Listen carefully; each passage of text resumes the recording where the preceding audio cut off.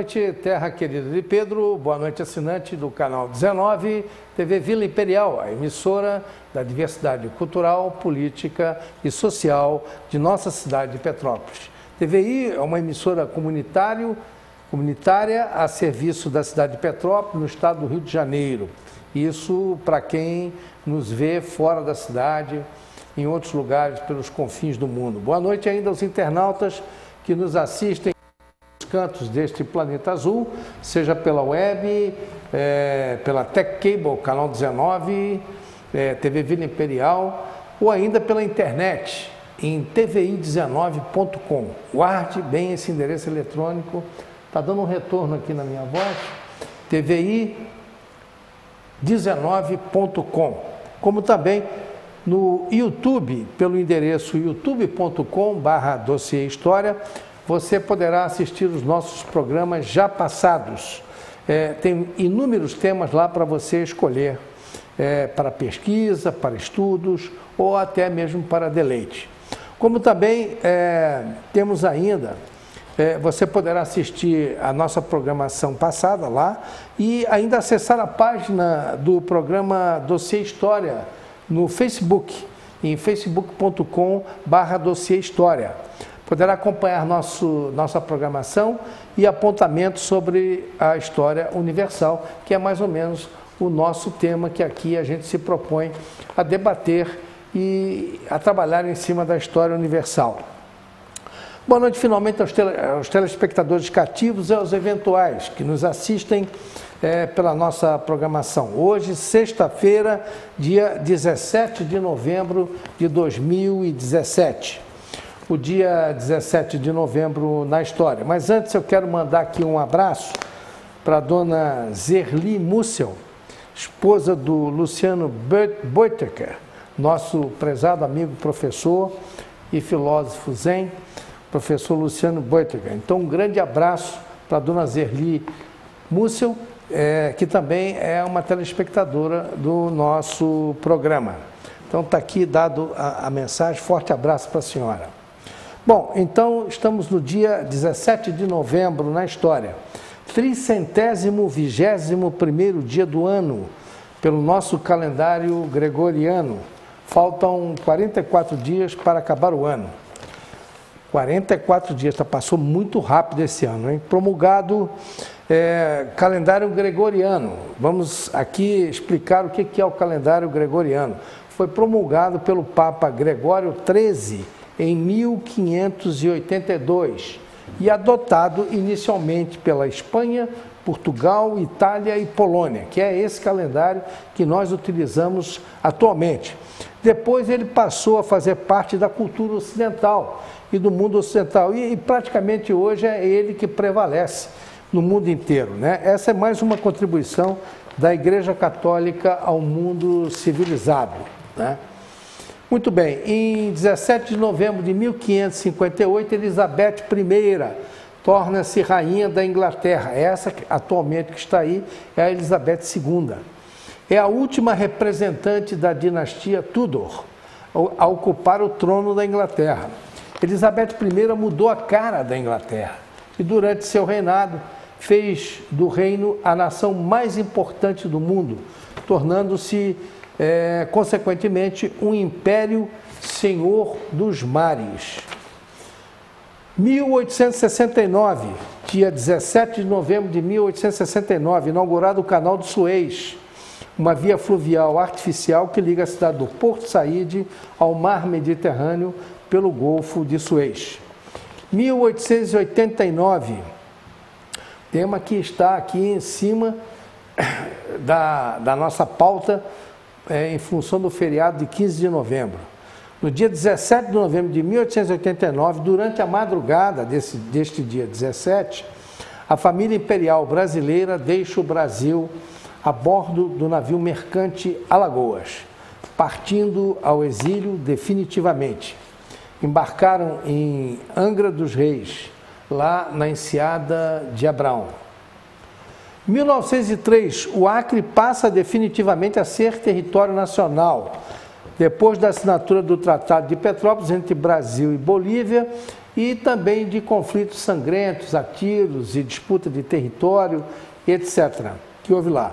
Depois da assinatura do Tratado de Petrópolis, que foi realizado aqui na casa do Barão do Rio Branco, ali na Barão do Rio Branco, entre Brasil e Bolívia. Antes, porém, houve um conflito armado conhecido como Revolução Acreana, liderada por José Plácido de Castro, um gaúcho que foi lá para a Amazônia, mas ele convivia muito em Petrópolis também.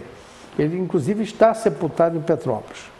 Há um busto em sua homenagem na Praça da Liberdade, embora esteja abandonado. Até a lápide de bronze fora roubada com a reforma da praça, aquela última reforma que fizeram, e até hoje o município não restaurou a placa do José Plácido de Castro.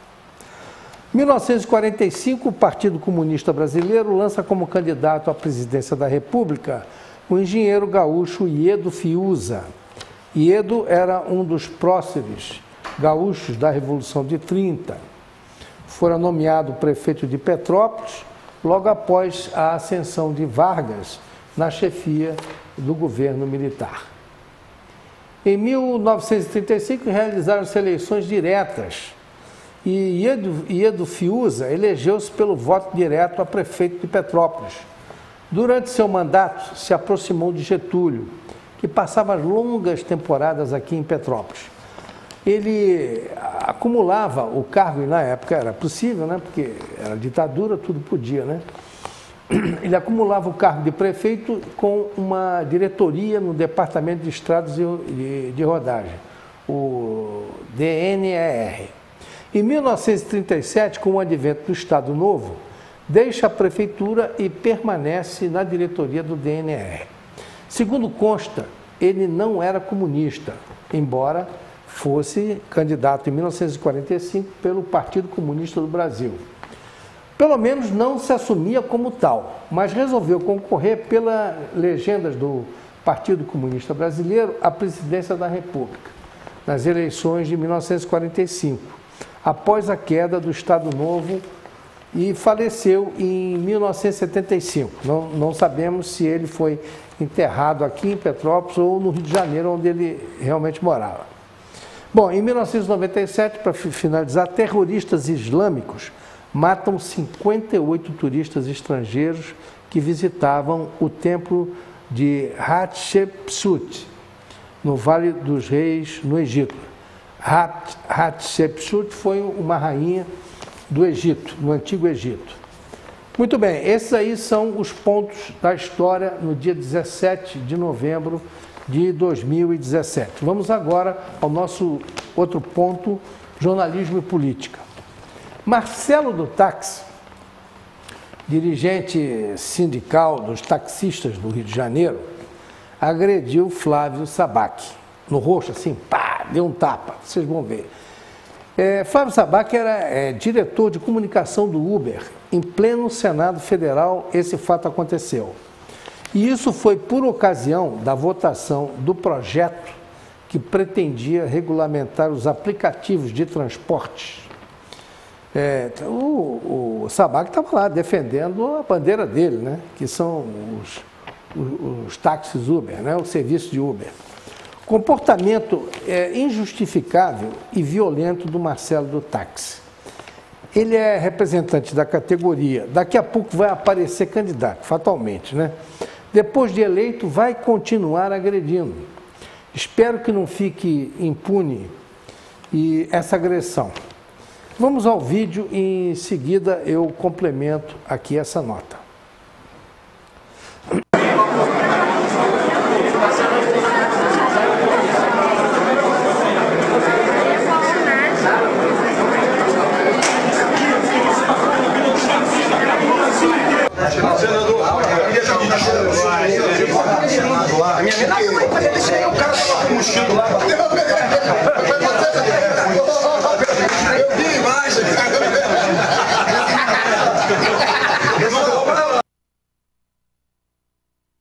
O primeiro vídeo que vocês viram era o tapa, né, que o Marcelo do Táxi deu. Agora, no segundo vídeo, pior disso tudo, é que o senador Lindenberg Farias endossa essa violência, endossa e estimula esse comportamento. Vocês viram aí como é que o senador Lindenberg, ouvindo as vantagens contadas pelo Marcelo do Táxi, ele ri, se diverte.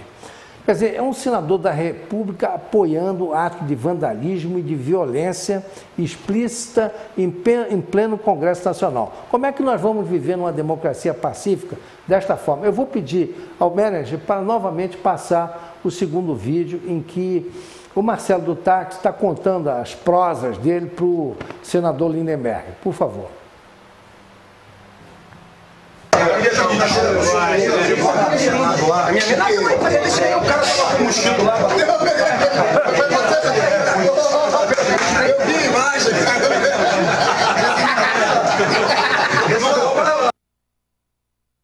Aí, risadas, gargalhadas, todo mundo alegre, porque deram um tapa no jovem Sabac, lá, o empresário do Uber, né?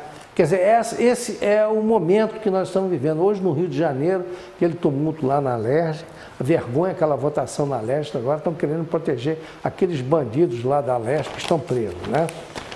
Muito bem, agora vamos mudar de assunto. Luiz Felipe Pondé, né, explica, todo mundo fala, fulano é conservador, fala no sentido pejorativo, mas ninguém explica o que é ser conservador. O que é ser um conservadorista, né? Então, é um engano entender o pensamento conservador como algo nazista ou fascista. Pondé traça considerações sobre o conceito do que seja conservador. Cuidado você aí quando qualificar alguém de conservador.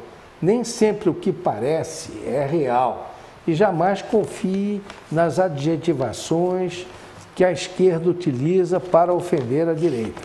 Porque invariavelmente, a esquerda está sempre errada. Errática mesmo. A pureza filosófica do pensamento conservador e o conservadorismo está na ordem do dia. Portanto, é muito importante que você conheça a conceituação correta do que é conservador. Você vai conhecer agora as linhas mestras do que é ser um conservador, antes de adjetivar alguém com este perfil. Vamos ao vídeo do filósofo Pondé. O fascismo é um regime conservador? Não. Lamento dizer para você que não. Pode ter gente chique, dicionário Oxford, que fala que é, mas não é verdade. Provavelmente o verbete foi feito por alguém de esquerda. A gente deve lembrar primeiro que o fascismo e o comunismo são regimes que eram bastante próximos, né? Ambos são estatistas, ambos são contra o mercado, ambos querem controlar o comportamento das pessoas e ambos veem a política como um regime para transformar as pessoas em seres legais, da forma que eles consideram. Então dizer que fascismo é conservador é uma bobagem.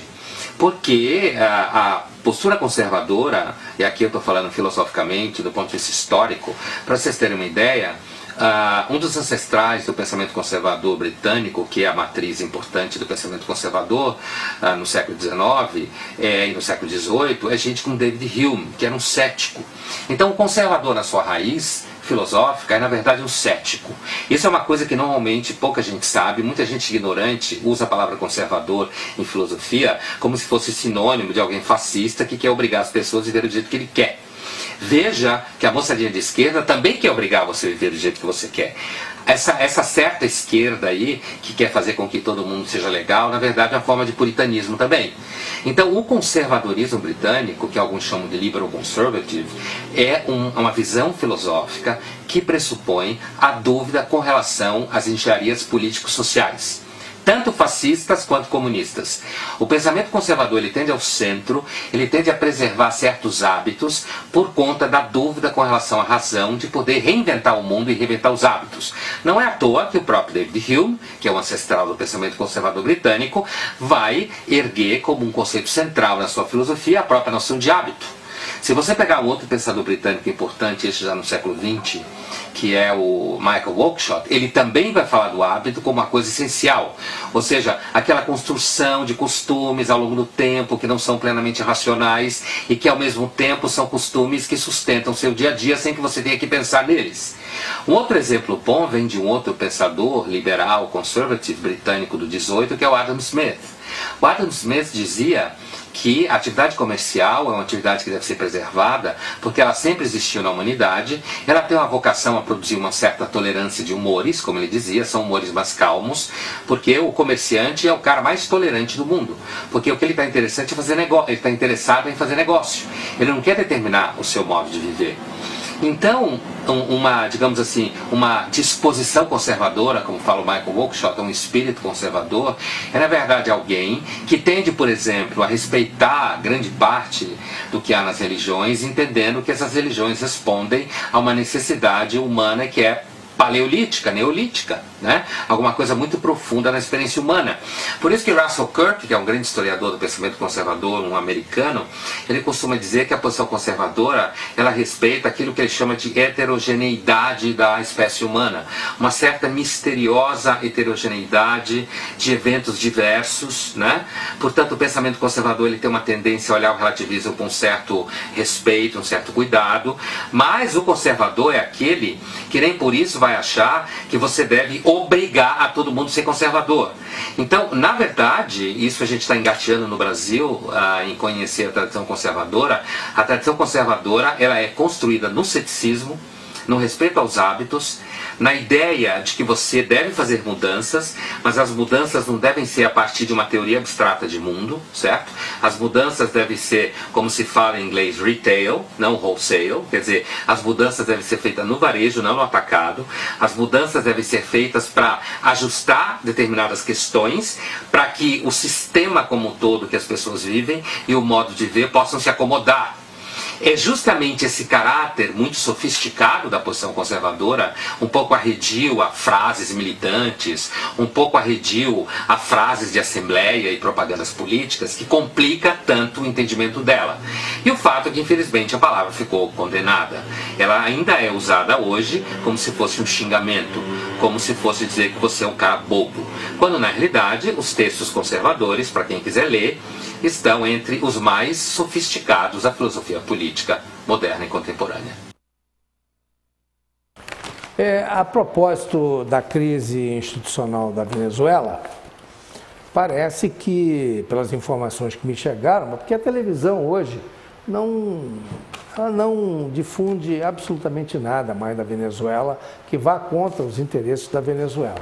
É como se tivesse uma censura, um escudo a proteger aquele ditador lá da Venezuela, o Maduro. Mas parece que Maduro e mais 4 colaboradores foram denunciados no Tribunal Internacional de Haia pela ex-procuradora-geral da República lá na Venezuela, Luisa Ortega Dias.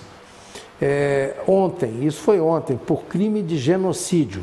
Parece que Luisa reuniu mais de 1000 documentos comprovando abusos, assassinatos, tortura, morte e uma série de coisas, morte em genocídio, morte assim coletiva, né? 17 mil pessoas já foram executadas na Venezuela pelo Maduro. Você não vê essa notícia em nenhuma rede grande aí, Band, Rede Globo, isso eles não divulgam. E hoje lá na Venezuela nós temos gente morrendo de fome, falta de remédio em hospital, reina a tirania na Venezuela. Isso é o comunismo, é o socialismo, é o Foro de São Paulo, não é? Isso para não dizer que está muito próximo daquilo que Hitler e os fascistas também na Itália fizeram, né? Por isso que nós dizemos aqui, né, que o comunismo e o socialismo é primo irmão do fascismo e do nazismo. Não é a direita que é nazista, né? Então, tá aí. E Foro de São Paulo, né, que na minha opinião, Dilma e Lula também deveriam ser denunciados como colaboradores ativos desse genocídio na Venezuela. Eles fizeram de tudo para apoiar o Maduro, para dar força ao Maduro, mandaram dinheiro para lá, fizeram o diabo.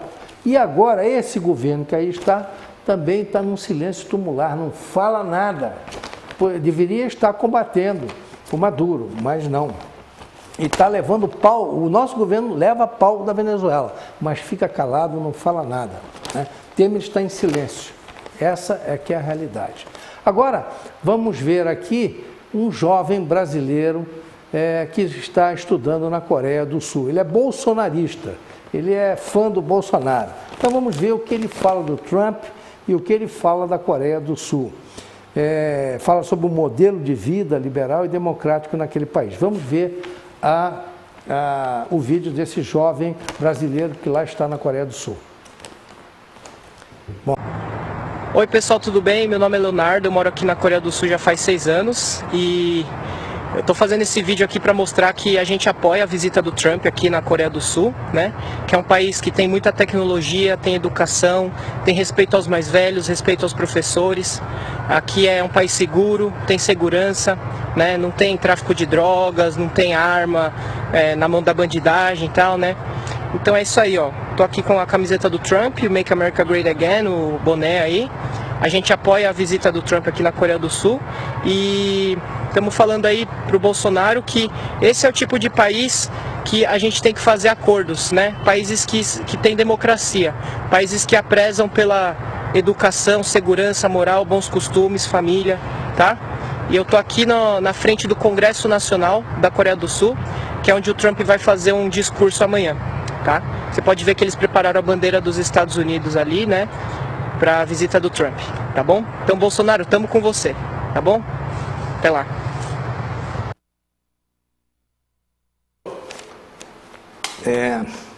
Bom, gente, agora eu vou mostrar rapidamente para vocês uma foto do comandante da Polícia Militar do Rio de Janeiro. A propósito dessa cúpula política e militar do Rio de Janeiro, que está na alça de mira da Polícia Federal. Escândalos de corrupção se sucedem nas duas esferas.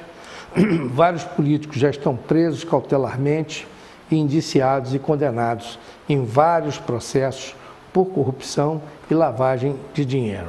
Agora eu vou mostrar aqui uma incoerência política do Pezão. Pezão, tá lá, aquele é o comandante, está na foto, é o comandante da Polícia Militar do Estado do Rio de Janeiro. Pezão está sendo investigado e é objeto de denúncias em delação premiada. Nomeou como comandante da Polícia Militar do Estado do Rio de Janeiro um coronel da reserva, que havia sido candidato a vice-prefeito de Silva Jardim pelo PCdoB. Tem uma outra foto dele aí como candidato, queria que o manager também pusesse essa foto, essa. Ele foi candidato em 2016. O nome político adotado é Neizinho. Na realidade, trata-se do coronel Volney Dias, comandante-geral da Polícia Militar do Estado do Rio de Janeiro. Bom, meus amigos, é lamentável que vá se buscar um coronel da reserva vinculado a partido político para comandar uma instituição militar tão importante como a Polícia Militar do Estado do Rio de Janeiro, tendo à disposição inúmeros outros coronéis de escola, de brilhante carreira para ser nomeado. Foram pegar exatamente um que está na reserva e que foi candidato a vice-prefeito de um município aqui do interior do Estado do Rio. Ele não é mais um militar de carreira, e sim um político. E ainda por cima, acima de tudo, é filiado ao demoníaco Partido Comunista do Brasil. Bom, o que isso tem a ver com o PCdoB? Acontece que o PCdoB é um partido que apoia as Farc, que apoia os narcotraficantes lá do lado da Colômbia, entendeu? As Farc ainda faz tráfico de armamentos, principalmente para a cidade do Rio de Janeiro, tráfico de drogas, e ele está afiliado a um partido que vamos dizer assim, proativo a toda essa sem-vergonhice dos farquianos lá da Colômbia. Então, isso é uma incoerência, quer dizer, é uma insegurança total. O Pezão está brincando com a sorte. Assim como o patriarca dos Pisciani, o Jorge e seu filho Felipe, presos na Operação Cadeia Velha, ontem ou anteontem, pelo desvio de dinheiro e lavagem, Pezão loteou a Polícia Militar do Estado do Rio de Janeiro a políticos que utilizam a corporação para trampolim de futuras candidaturas. Não é à toa que o Estado do Rio de Janeiro está falido em todos os sentidos. Eu acho que está no momento de agora a imprensa concentrar críticas objetivas e claras sobre essa sem-vergonhice generalizada que se encontra o nosso Estado do Rio de Janeiro. Nós estamos falindo em todos os sentidos. As instituições não funcionam mais, as instituições não reagem mais e o nosso judiciário também não está correspondendo à altura. Então, essa é a mensagem que Dossiê História deixa aí para os nossos telespectadores. Vamos agora ao nosso tema de fundo. Hoje, dia 17 de novembro, logo após o feriado do dia 15 de novembro, estamos fazendo o nosso programa, então o nosso tema hoje está centrado exatamente na proclamação da República. Você sabe o porquê do feriado de 15 de novembro? Muitos sabem, claro, principalmente quem se liga na história do Brasil ou nas razões de ser dos feriados.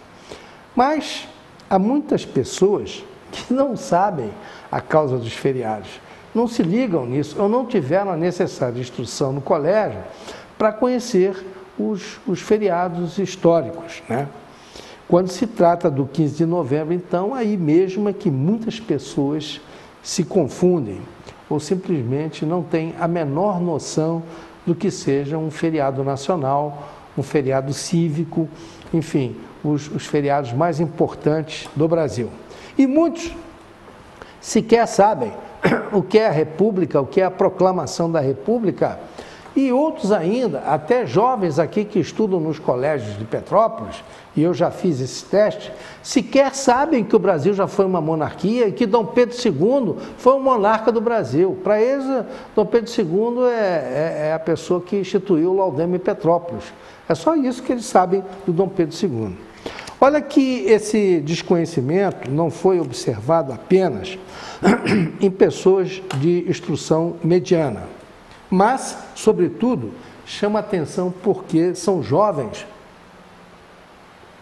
universitários e alunos de mestrado mostram não ter a menor noção da data histórica do feriado de 15 de novembro. Selecionamos uma matéria em vídeo sobre este assunto, vamos assistir o vídeo, vocês vão ficar estarrecidos. Vamos lá.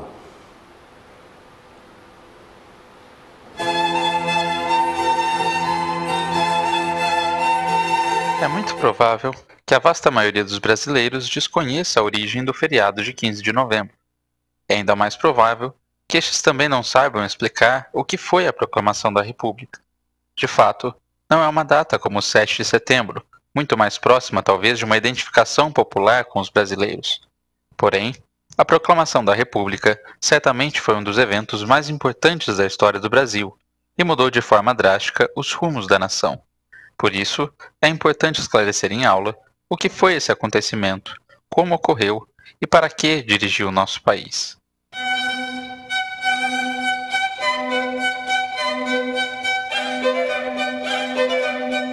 Na madrugada de 14 para 15 de novembro, a família real foi acordada no Paço Imperial com a chegada do tenente-coronel gaúcho João Nepomuceno de Medeiros Mallet. Ele vinha com a notícia de que a família real deveria deixar o Brasil imediatamente, a bordo de um navio. O imperador, Dom Pedro II, horas antes já havia sido informado das ações dos republicanos sob a liderança de Benjamin Constant e do Marechal Deodoro da Fonseca. Sabia também que o governo provisório republicano estava formado, que o império já havia caído e que teria de deixar o Brasil às pressas. Dessa forma melancólica, a família real embarcou rumo a Portugal antes das 3 da manhã de 15 de novembro de 1889. Terminava ali o Brasil Imperial, período que durou quase 70 anos, desde a proclamação de Dom Pedro I como imperador do Brasil em 1822. Seu filho, Dom Pedro II, já bem idoso, deixava o Brasil desgostoso junto com sua família, após ter governado por 49 anos o país que tanto amava. E começava ali a República Brasileira, adotando um modelo de governo baseado nas repúblicas dos Estados Unidos e da França, e que, de certa forma, perdura até nossos dias.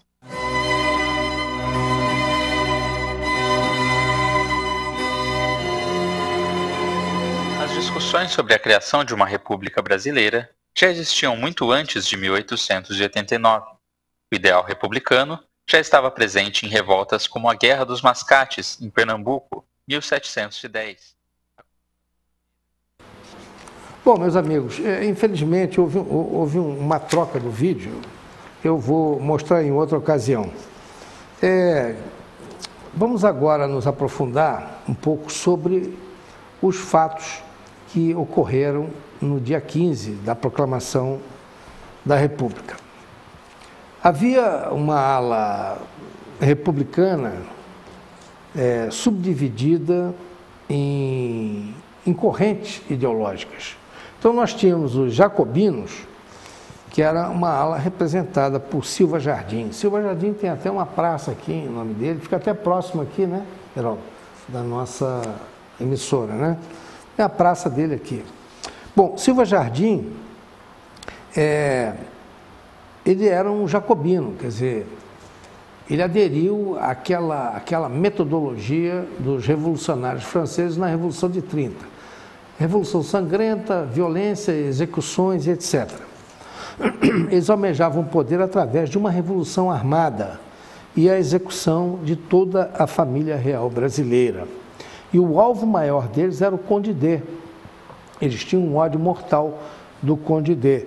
E por ser o Conde D francês, aí era um prato feito para eles, porque eles queriam repetir aqui uma execução de um membro da família real francesa e executá-lo aqui também para repetir aquelas cenas violentas da Revolução Francesa, que acabou executando mais de 100 mil pessoas, inclusive os próprios revolucionários foram todos para a guilhotina. Então, os jacobinos queriam isso, a violência.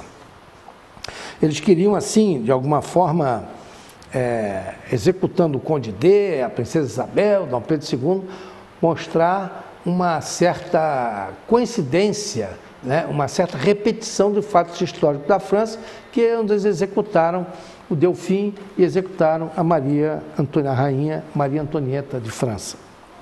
Bom, havia também a corrente dos positivistas.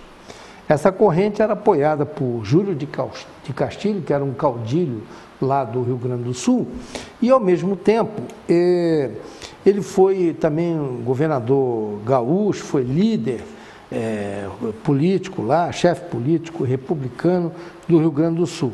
E o outro era o Benjamin Constant, um militar e professor, né? Seguidores de Auguste Comte, que era um filósofo francês, idealizador da ideia positivista. Pregavam uma ditadura republicana positivista com base na ciência e na racionalidade científica. Abolicionistas republicanos também faziam parte de uma outra corrente. Os abolicionistas republicanos, em cujo grupo se integravam militantes do movimento, negros libertos, né? E muitos deles eram intelectuais de uma forma geral, e políticos e burgueses, né? Os comerciantes, etc., também estavam alguns inseridos nesse contexto vamos dizer assim, do movimento abolicionista. Monarquistas, escravagistas arrependidos, cujos integrantes eram alguns políticos e fazendeiros escravocratas, que por vingança, após a abolição da escravatura, viraram de lado e apoiaram o movimento republicano. Ou seja, enquanto vingou a escravidão, eles apoiavam a monarquia. A partir do momento que a Princesa Isabel forçou uma situação e aboliu a escravidão no Brasil, eles aí se voltaram contra a monarquia e apoiaram o movimento republicano. Quer dizer, a monarquia lutou contra a escravidão e os republicanos, na realidade, eram todos escravocratas, ou a grande maioria era escravocrata. Grandes líderes do movimento abolicionista eram monarquistas. E os negros apoiavam a monarquia. Tanto é que, após a abolição da escravatura, houve tentativa de agredir e de assassinar a princesa Isabel, e a princesa Isabel passou a ter uma guarda negra. Eram negros que cuidavam da segurança dela, chamava-se a Guarda Negra. Né? Agora, nós vamos ver aqui, dentre esses, ainda tinha os liberais dissidentes do Clube Republicano. O Clube Republicano foi fundado em 3 de novembro de 1870. Eles estavam magoados com o imperador por ter trocado o gabinete liberal da maioria no parlamento 2 anos antes. Quer dizer, no tempo da Guerra do Paraguai, que foi de 1865 a 1870, a maioria dos gabinetes eram todos liberais, porque os liberais eram maioria. Dom Pedro precisava do apoio deles para a guerra, então sempre nomeava como presidente do Conselho de Ministros sempre um liberal. Quando o Caxias retornou da guerra, numa situação um pouco esdrúxula, porque ele veio num ato de rebeldia, ele largou para lá, depois da invasão de Assunção, ele largou a guerra e veio embora, e assumiu no Senado. Aí o imperador, para fazer média com ele era conservador, o nomeou presidente do Conselho de Ministros. E aí os liberais ficaram enciumados com essa situação e muito magoados, porque na realidade eles tinham a maioria no parlamento e eles se achavam no direito de continuar com o gabinete. Né? Então, eles se sentindo magoados, quando eles depois fizeram qual é a câmera que está? Essa aqui, né? Quando eles então ficaram com essa mágoa e quando fundaram o clube, eles ficaram dissidentes do Partido Liberal e fundaram o clube dos republicanos, né? E aí aquele sentimento ficou, a partir de 1871, ficou ali até 1889. E eles foram criando raízes naquele sentimento deles contra o Império, contra o Imperador, e foram expandindo o seu movimento republicano. Esses liberais dissidentes eram muitos da imprensa, né? E eram liderados por Aristides Lobo e Quintino Bocaiúva, que eram homens da imprensa. Agora nós vamos ver como é que foi a dinâmica do golpe, né? Um pouco mais de um ano após a abolição da escravatura, havia descontentamentos no campo. O trabalho escravo havia sido erradicado. No campo militar, havia ainda descontentamento e insubordinação. A doença do imperador era prenúncio de que Isabel, logo logo, herdeira do trono, iria se tornar imperatriz. Os militares não viam com bons olhos essa possibilidade. Eles odiavam o Conde D, o marido da princesa Isabel, e que se tornaria fatalmente um príncipe consorte da imperatriz com uma influência muito grande no reinado dela. Ele era francês de origem, ele era da família real francesa, e os militares achavam que ele seria o imperador de fato e que ela entregaria tudo para ele administrar e que o Brasil ia acabar sendo uma colônia da França. Isso é o que eles pensavam. Mas isso era puro machismo, né? Porque a princesa Isabel ela nunca claudicou nas obrigações dela. E aí, eles não estavam aceitando essa situação de bom grado. Teve até um ministro escravagista, que foi o Barão de Cotegipe, anterior ao Visconde de Ouro Preto, que foi demitido. Ele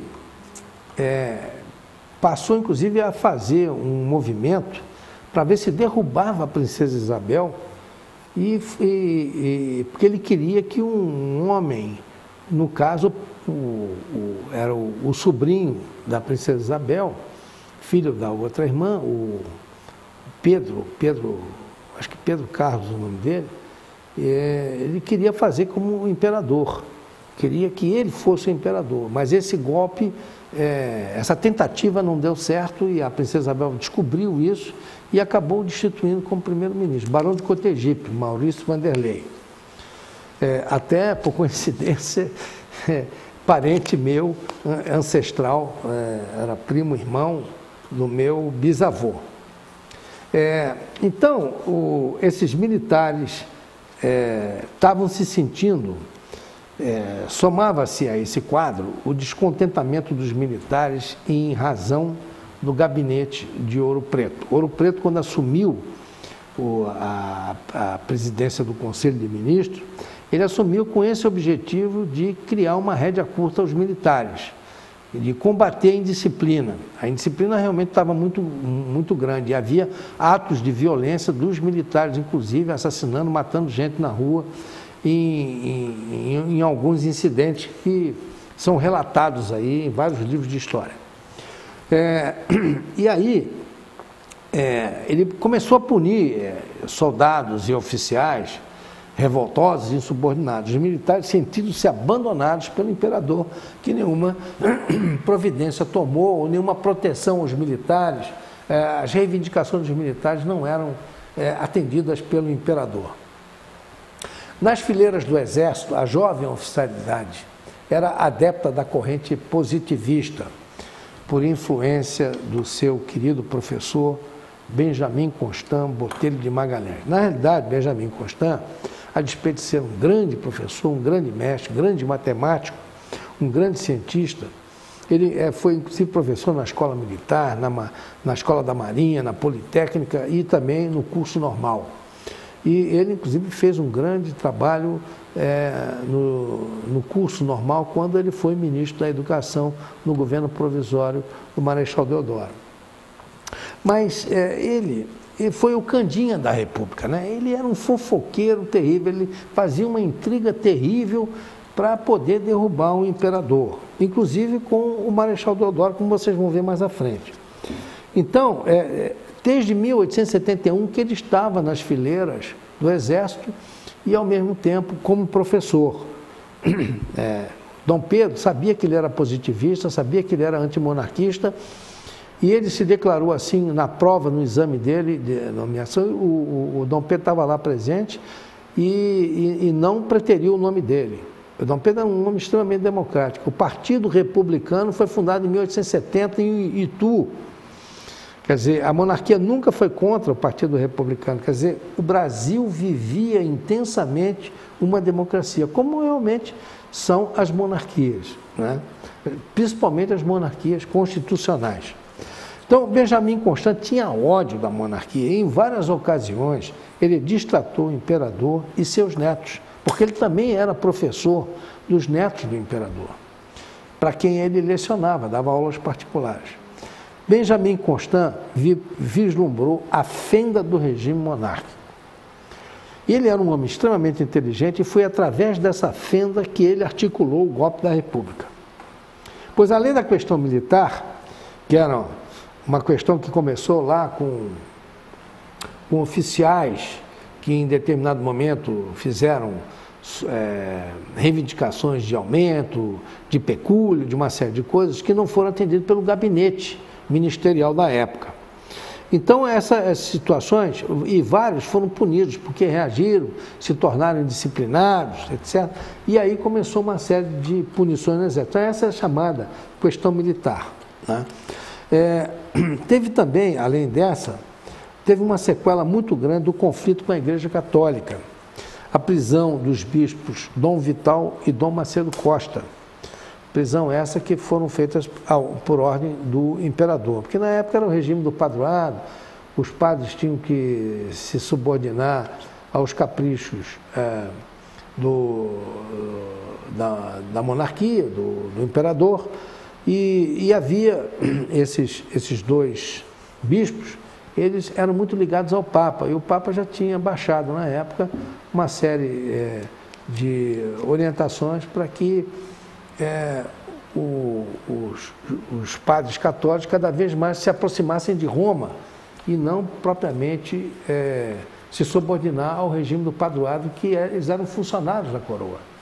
Então, em determinado momento, esses bispos aqui resolveram condenar um padre que era desse movimento da maçonaria, e ele proibiu o padre de frequentar a maçonaria. O padre insistiu e eles então impuseram lá uma penalidade a esse padre e suspenderam as prerrogativas do padre de rezar missa e etc. E aí, como o ministro, na época, era o Caxias, não, na época o ministro, o ministro não era o Caxias, era um outro ministro que era ligado à maçonaria. Então, reclamou com Dom Pedro, e aí Dom Pedro, então, obrigou os dois bispos a reconsiderarem a posição, e eles não reconsideraram. E aí foi feita a prisão deles. Eles foram presos, foram condenados a trabalhos forçados, que depois foi revertido em outras penalidades. E depois, então, assumiu um outro ministro, que foi o Caxias. E o Caxias, como era conservador e era muito católico, ele, então, revogou a prisão deles, né? Essa foi a questão religiosa, que também criou sequelas e marcas muito grandes. Benjamin, ele vislumbrou essas fendas todas do regime monárquico. E o que ele fez? Ele começou, então, a pregar o republicanismo cada vez mais nas escolas, nos seus alunos. E ele foi inculcando na cabeça dos jovens militares que deveriam apoiar a república, que a monarquia não poderia continuar, enfim, uma série de situações. Mas ainda havia também outras fendas. Uma das fendas era a abolição da escravatura. A abolição da escravatura, o próprio aproveitou essa situação, reunindo aqueles escravagistas arrependidos, que se sentiram prejudicados com a abolição, e também passaram a apoiar o republicanismo. E havia também uma mudança de paradigma na economia do Brasil, porque a economia toda era baseada na escravidão. Então, o senhor de escravo não pagava salário. E naquele momento, após a escravidão, os negros debandaram das fazendas, vieram para os centros, né, urbanos, e essa mão de obra começou a ser modificada, mas muitos não estavam estruturados para contratarem funcionários e empregados. Então, isso criou um certo vácuo na economia na época. E também o Brasil começou a passar uma certa crise financeira. Benjamin Constant aglutinou todos esses elementos nas correntes republicanas e descontentes em torno da ideia. Faltava convencer um chefe militar. Ele precisava de um chefe militar de prestígio para consolidar a ideia da república. E este, na época, só poderia ser o maior líder militar que havia, que era o Marechal Deodoro da Fonseca. Benjamin fez várias investidas sobre o velho comandante para cooptá-lo, mas Deodoro era monarquista convicto e não cedia. Até que então fora convencido a um ato de rebeldia, destituir à força o ministro-presidente do Conselho, o Visconde de Ouro Preto, pois havia corrido um boato, e isso foi mentira da Candinha, que era o Benjamin Constant. No dia 14, ele jogou esse boato de que havia um decreto de prisão contra Deodoro e contra o Benjamin Constant, o que era uma mentira, não tinha isso. E aí, então, o Deodoro reagiu. Ele reagiu e montou no cavalo, reuniu uma tropa e partiu em direção ao centro da cidade. Montou seu cavalo e foi ao campo da aclamação com a tropa, que hoje é denominada a Praça da República. Ao entrar no quartel-general do Exército, Deodoro decretou a demissão do Ministério Ouro Preto Ninguém falava em proclamar a República. Tratava-se apenas de uma troca de ministério. E o próprio Deodoro, para a tropa formada diante do quartel-general, ainda gritou um viva Sua Majestade, o imperador. Enquanto isso, todos os demais ministros se demitiram e telegrafaram ao imperador Pedro II, que se encontrava aqui em Petrópolis, na residência dele de verão. Então, Pedro II desceu imediatamente e convocou o Conselho de Estado no Paço Imperial. E depois de ouvi-lo, esse conselho, decidiu aceitar a demissão pedida pelo Visconde de Ouro Preto, que nessa altura dos acontecimentos já tinha sido preso e já tinha sido colocado a bordo de um navio e foi exilado para a Alemanha. Já tiraram Ouro Preto daqui. E então aceitou a demissão do Visconde de Ouro Preto, mas ele não sabia que o Ouro Preto já estava preso, né? E organizar um novo ministério. Os republicanos precisavam agir rápido para aproveitar esses acontecimentos e convencer Deodoro a romper de vez os laços com a monarquia. Valeram-se então de outra notícia falsa. Ele, o Candinha da história, Benjamin Constant, e o Quintino Bocaiúva, e mais o barão de Jaceguai, mandaram, que tem até uma casa aqui na Queller, uma das casas é do barão de Jaceguai, mandaram um mensageiro a Deodoro e lhe informaram que o novo primeiro-ministro escolhido pelo imperador era Gaspar Silveira Martins, um político gaúcho com quem o marechal já tinha tido uma rivalidade política muito grande e ainda ter disputado os amores de uma mesma dama na juventude, que era a baronesa do Triunfo, viúva do barão do Triunfo, que faleceu em combate na Guerra do Paraguai, e ela era uma rica fazendeira dos Pampas. Mas Gaspar Silveira Martins teria levado a melhor nessa disputa e ficou com ela. Mas a rivalidade era ainda maior no campo político. Muita gente coloca esse incidente dos amores com a baronesa do Triunfo como fundamental, mas na realidade o Gaspar tinha uma rivalidade política com o Marechal Deodoro. O Marechal Deodoro foi o presidente da província do Rio Grande do Sul e como é uma espécie de governador da época. E o Gaspar era deputado lá da província e fazia muitas acusações a ele, havia muita crítica e acusou o Marechal Deodoro de malversação de verbas do Tesouro, que eram repassadas para lá. E isso ficou muito marcado no Marechal Deodoro, que era um homem de honra. Eu não sei nem como é que isso não deu tiro. Então, na minha opinião, o fato mais importante não foi, da causa da República, não foi os amores com a baronesa do Triunfo, e sim propriamente a rivalidade política entre o Gaspar Silveira Martins e o Marechal Deodoro. Ambos eram pé de valsa, eles se rivalizavam dançando com as damas nos bailes que haviam naquela época, né? E aí veio o boato de que o Silveira Martins ia assumir o ministério. Quer dizer, essa fofoca foi feita pelo barão de Jaceguai e pelo Quintino Bocaiúva. E aí o Marechal não teve dúvida, não, ele não vai assumir, agora é a gota d'água. Aí partiu para proclamar a República. Mas, na realidade, quem proclamou a República, esse é um outro detalhe que pouca gente sabe. Quem proclamou a República não foi o Marechal Deodoro, porque às 3 horas da tarde, reunidos alguns, isso foi de manhã, ele foi lá e destituiu o ministro, o Ouro Preto. Às 3 horas da tarde, os republicanos se reuniram e na Câmara de Vereadores, na Câmara Municipal de Vereadores do Rio de Janeiro, e lá foi lavrada uma ata declarando solenemente a proclamação da República. Ata essa que fora levada e entregue ao Marechal Deodoro. Agora, quem foi que proclamou? Não foi o Marechal Deodoro. Quem proclamou foi um abolicionista que era o presidente da Câmara dos Vereadores e ele era negro. Foi José do Patrocínio, famoso José do Patrocínio, grande abolicionista.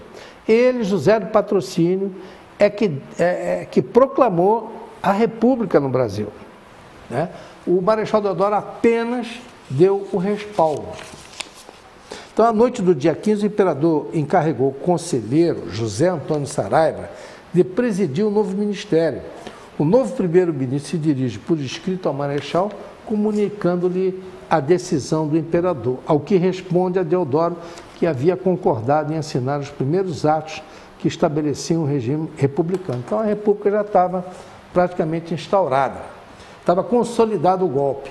O irmão do Marechal Deodoro, interessante isso, o Marechal Hermes Ernesto da Fonseca, irmão do Marechal Deodoro, ele não adere ao movimento republicano e mantém-se firme em apoio à monarquia.